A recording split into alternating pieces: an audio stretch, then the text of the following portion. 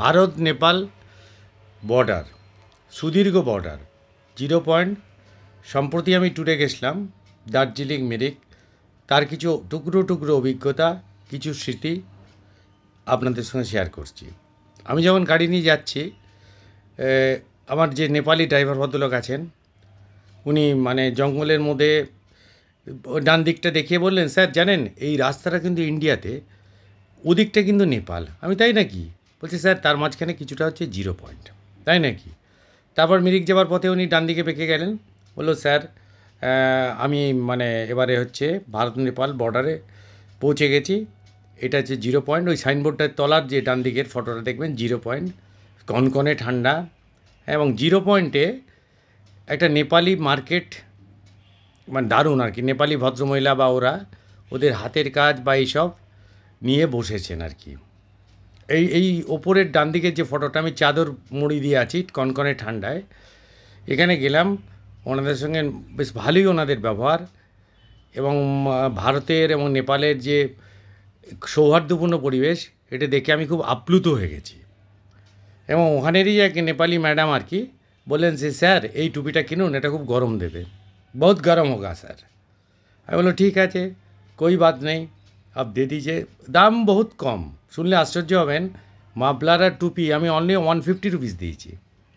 তারপর দেখলেন একটা নেপালি যারা ভদ্রমহিলা বা ভদ্রলোক, তারা এই নেপালি শালগুলো ইউজ করে ঠান্ডার সময়। অবশ্যই লোয়ার মিডল ক্লাস গ্রুপের আর কি। ওই শালটাও চাদরটাও আর কি, চাদর শাল যাই বলুন আর কি, ওটা আমি পরলাম। দেখলাম বেশ হট, বেশ কমফোর্ট হচ্ছে। দাম খুবই সামান্য, একটু বার্গেনিং করলে দাম কমে। যেমন এত সুন্দর চাদর মাত্র 250 রুপিস নিয়েছে আমার কাছে, 250 টাকা।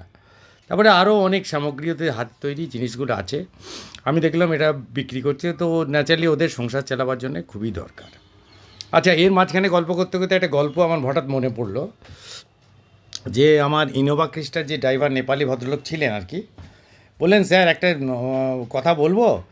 আমি হ্যাঁ আপনি বলুন না, আপ বলিয়ে।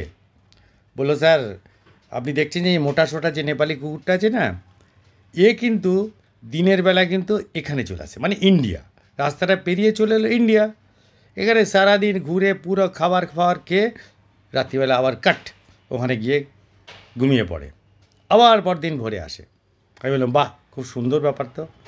যাক, এটা এই গল্পটাও আপনাদের সঙ্গে শেয়ার করলাম। তারপরে হচ্ছে যে মানে আমরা মিরিকটা ঘুরলাম।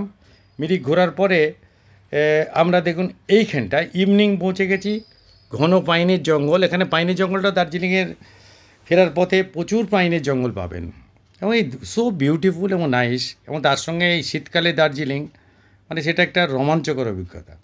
আমি বললাম গাড়িতে তো আমার ফ্লাস্কের চা শেষ, এবার আমি কী করি?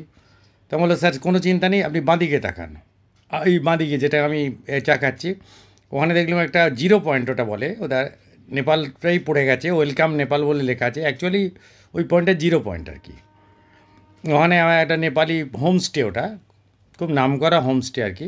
ভদ্রলোক ম্যানেজারের সঙ্গে একটু দেখাও হলো, গল্পও হলো। হ্যাঁ, তা বলো স্যার আপকো আচ্ছা কফি বানাকে খিলায়েগা। আমি যে বাহ, ভেরি গুড ভেরি গুড। তারপরে কফি বানিয়ে আমার ড্রাইভার ওই কফিটা নিয়ে এলো।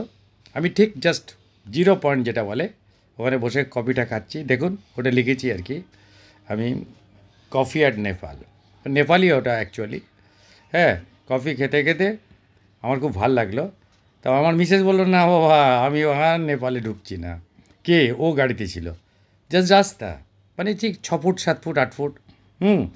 ওতে আমরা চলে এলাম, বেশ ভালোই লাগলো।